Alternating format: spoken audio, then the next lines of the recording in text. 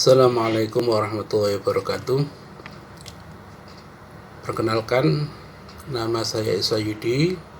Pada kesempatan pagi hari ini, saya akan sampaikan makalah tentang masalah gizi pada 1000 HPK.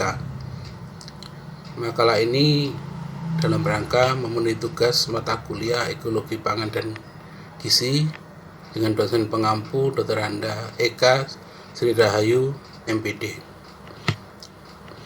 Baik, saya lanjutkan presentasi pada pagi hari ini. Yang pertama, masalah latar belakang. Jadi masalah 1000 HPK, masalah gizi pada 1000 HPK ini di latar belakangi adanya triple burden malnutrition. Jadi di Indonesia ini ada 3 masalah gizi. Yang pertama adalah kekurangan, yang kedua kelebihan, dan yang ketiga ketidaksesuaian asupan gizi. Makanya disebut triple burden malnutrition. Hasil dari studi status gizi tahun 2019 pada balita diketahui prevalensi stunting masih menunjukkan angka yang tinggi, yaitu di angka 27,67%. Sementara hasil riset kesehatan dasar di tahun 2018 angka wasting mencapai 10,2%.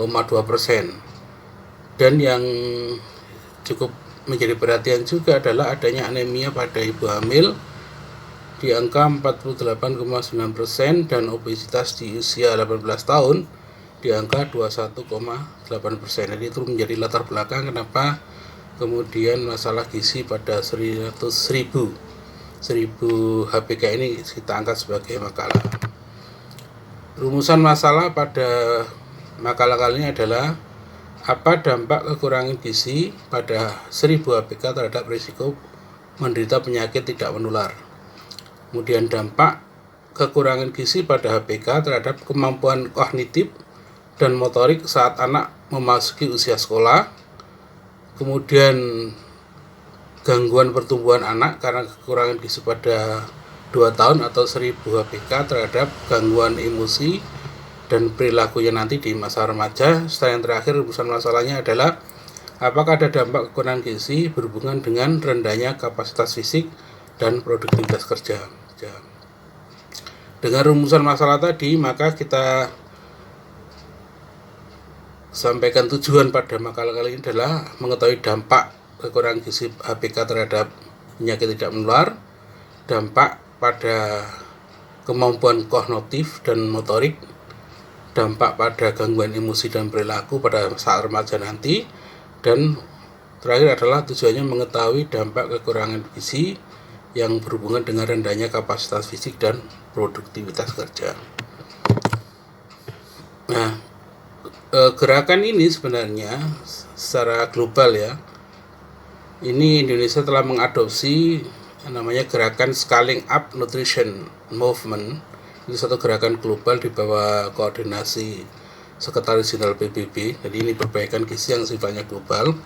Kemudian diadopsi di Indonesia dengan peraturan presiden atau Perpres nomor 42 tahun 2013 tentang Gerakan Nasional Percepatan Perbaikan Gizi, di mana perbaikan gizi secara nasional ini tidak bisa hanya melibatkan satu sektor saja karena memang sifatnya itu lintas sektor, dan berdasarkan kontribusinya ternyata sektor kesehatan hanya 30% kontribusinya untuk gerakan nasional ini, sementara non kesehatan berkontribusi terhadap 70% Gerakan Nasional Percepatan Perbaikan Gizi. Jadi kembali lagi saya sampaikan bahwa percepatan perbaikan gizi ini bersifat lintas sektoral.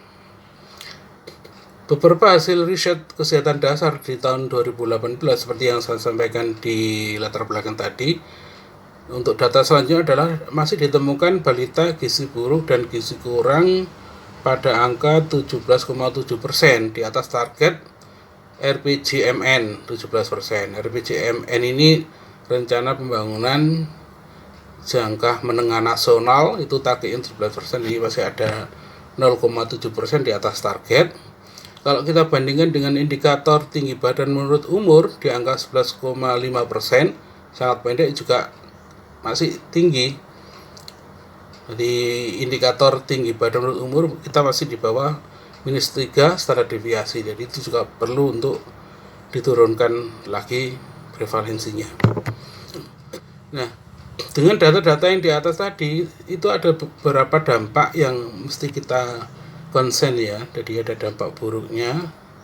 Dalam jangka pendek di pedoman perencanaan program gerakan 1000 HPK, ternyata efek dampak dari kekurangan gizi ini pada 1000 hari HPK itu menyebabkan terganggunya perkembangan otak dan kecerdasan.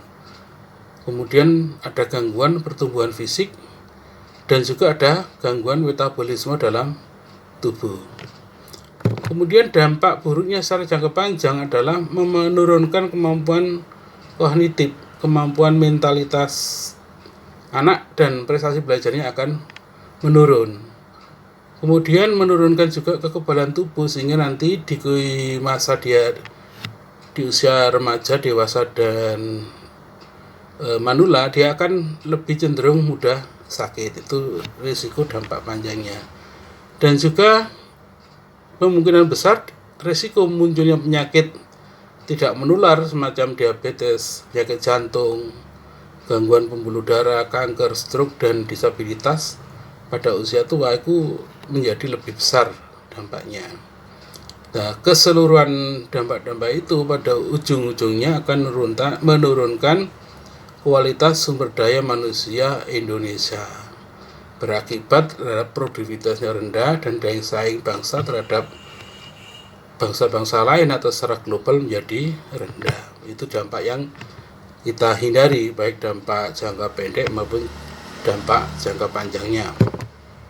Kemudian di manakah kita harus waspada terhadap gangguan kekurangan gizi ini? Maka di sini berdasarkan hasil beberapa penelitian ternyata ditemukan beberapa titik kritis yang harus kita konsen di dalamnya di dalam periode 1000 HPK ini. Yang pertama adalah periode dalam kandungan, ini sekitar 280 hari ya, atau kita terjemahkan 9 bulan 10 hari. Dimana kalau pada waktu ibu hamil itu mengalami status gizi kurang, akan menyebabkan gangguan pertumbuhan janin.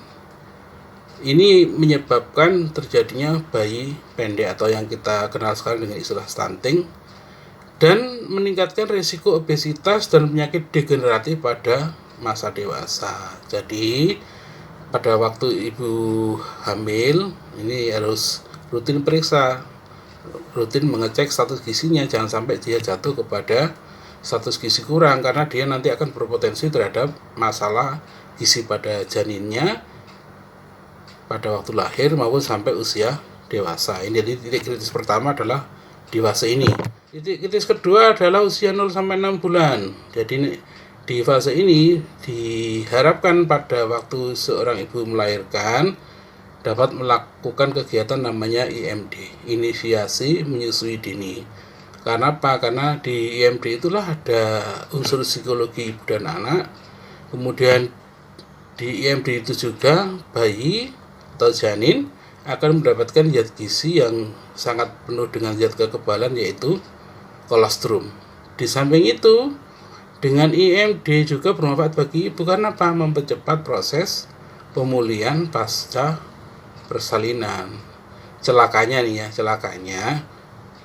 begitu banyaknya keuntungan dengan IMD atau inisiasi menyusui dini, tapi jarang ibu bisa memanfaatkan atau ibu tidak berhasil mendapatkan kesempatan ini ya karena beberapa faktor. Salah satunya adalah pengetahuan dan faktor yang lain adalah lingkungan. Jadi nanti kepada calon-calon ibu, calon-calon ayah harus belajar bahwa pada periode-periode tertentu ini ada masanya seorang ibu harus bisa berharap bisa melakukan inisiasi menyusui dini. Ini fase kritis yang kedua ya. Yang ketiga adalah 6 sampai 24 bulan atau sampai usia 2 tahun, di mana pada usia 6 bulan ini anak sudah diberikan makanan pendamping ASI atau kita singkat MPASI.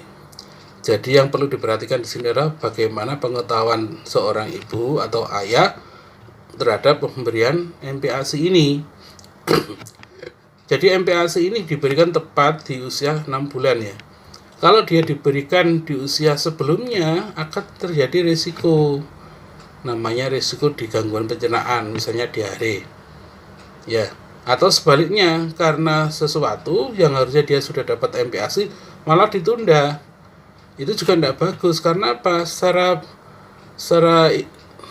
keilmuan, zat-zat gizi yang dihasilkan dari ASI itu sudah tidak lagi mencukupi kalau di atas usia 6 bulan. Kalau usia 0 sampai 6 bulan ya cukup ASI saja. Jadi mohon perhatian bagi teman-teman, adik-adik, mahasiswa semuanya juga, bahwa di usia-usia tertentu ini ada titik kritis bagi gangguan kekurangan gizi. Kemudian apa yang dilakukan dengan adanya masalah ini? Makanya pemerintah tadi melakukan melalui gerakan respon cepatnya tadi, kegiatan ini menjadi dua ya, karena ada yang namanya spesifik, ada yang namanya intervensi sensitif. Nah, bedanya apa? Kegiatan intervensi spesifik ini memang secara umum dikhususkan bagi kelompok 1000 HPK. Jadi lebih ke leading sektornya ini nanti sektor kesehatan ya. Pada kelompok khusus ini misalnya ibu hamil dilakukan suplementasi besi folat, pemberian makan kepada ibu KIK, penanggulangan kecacingan pada ibu hamil. Jadi concernnya di sektor kesehatan. Kemudian di kelompok 0 sampai 6 bulan dilakukan kegiatan promosi menyusui dan ASI eksklusif. Jadi untuk intervensi yang sifatnya spesifik ini, kembali lagi saya sampaikan, leading sektornya adalah sektor kesehatan dan khusus kepada mereka yang bermasalah dengan kelompok HPK. Sementara kegiatan yang bersifat intervensi yang sensitif itu leading sektornya bukan sektor kesehatan lagi, karena sasarannya adalah masyarakat umum yang sifatnya terpadu. Jadi intervensi sensitif maupun intervensi spesifik, harapan yang kita harapkan adalah saling terintegrasi ya, karena tidak bisa berjalan satu sama lain.